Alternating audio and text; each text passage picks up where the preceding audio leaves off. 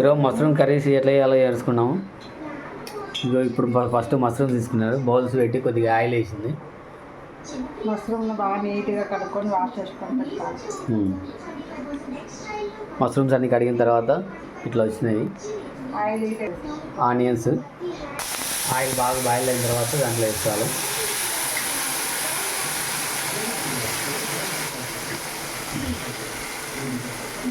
అల్లం టమోటా వేసినాము, కొంచెం జీడిపప్పు వేసినాము.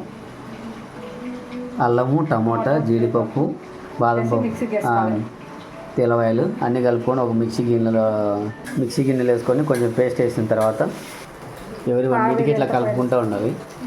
మాకు మష్రూమ్స్ అనేది కొద్దిగా బాగా బాయిల్డ్ అయ్యి ఇంకో మిక్సీ రెడీ వచ్చింది.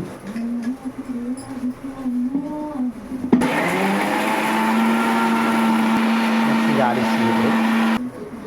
ఇప్పుడు ఇలా పేస్ట్ చేసుకోవాలి. ఇలా పేస్ట్ అయిన తర్వాత దాన్ని మనం మష్రూమ్స్ కర్రీ రెడీ అవుతుంది కదా, బాగా డ్రై అయ్యేంత వరకు ఉండించుకొని తర్వాత ఈ పేస్ట్ అనేది దాంట్లో ఇంకో మష్రూమ్స్ అనేది రెడీ అవుతున్నాయి. మష్రూమ్స్లో వాటర్ వచ్చాయి. మష్రూమ్స్లో వాటర్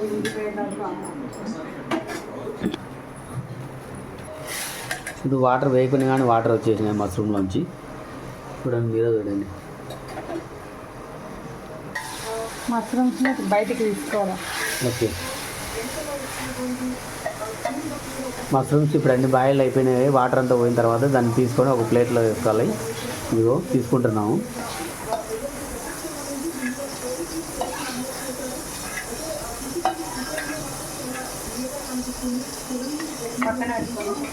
ఇదే బాయిల్లో తీసుకొని కొద్దిగా ఆయిల్ వేసుకొని మళ్ళీ వేడి చేసుకోవాలా.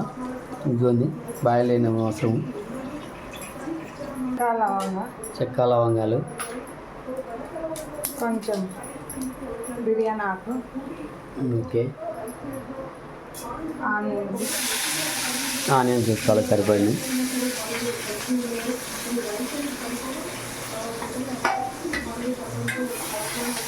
ఆనియన్స్ మగ్గేంత వరకు వేయిస్తాను.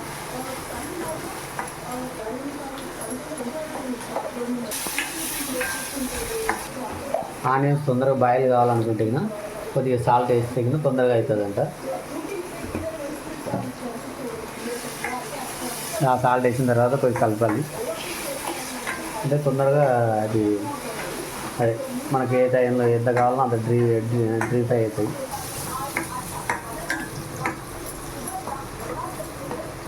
మనం ముందుగా తయారు చేసుకున్న పేస్ట్ ఉంది కదా, ఆ పేస్ట్ని ఇప్పుడు కలుపుతున్నాం దీంట్లో.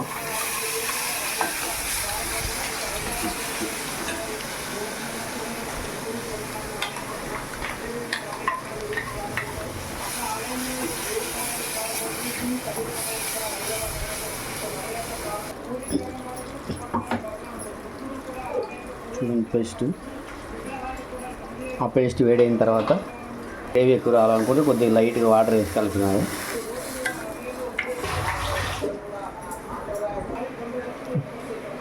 నీకు ఎవరు నేర్పించినారు ఇది? మీ అమ్మ నేర్పించింది. మీ అమ్మ మిక్సీ వాడతా అంటే రోడ్డు దంచుతారు కదా ఎక్కువ పల్లెటూరులలో అందరూ. ఇంకా ఇలా అయింది. వేడి చేసిన తర్వాత ఒక 2-5 మినిట్స్ ఇప్పుడు ధనియాల పొడి వేసుకోవాలి. కొంచెం ఒక స్పూన్ ధనియాల పొడి వేసుకోవాలి. తర్వాత తగినంత కారం వేసుకోవాలా, అంటే కారపొడి. కొద్దిగా తగినంత ఉప్పు వేసుకోవాలి, తగినంత పసుపు వేసుకోవాలి.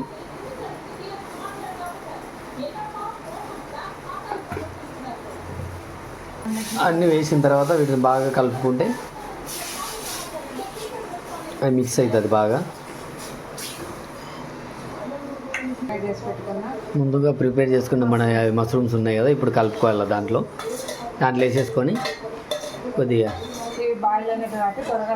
బాయిల్ అయినాయి కాబట్టి తొందరగా కర్రీ అనేది మిక్స్ అయిపోతుంది ఈ కర్రీలోకి. ఇంకా ఒకవేళ గ్రేవీ ఎక్కువ కావాలనుకుంటే కొంచెం వాటర్ తీసుకొని వాటర్ కొద్దిగా వేసుకోవాలి. గ్రేవీ ఎక్కువ కావాలనుకుంటేనే వాటర్ వేసుకోవాలి కొంచెం.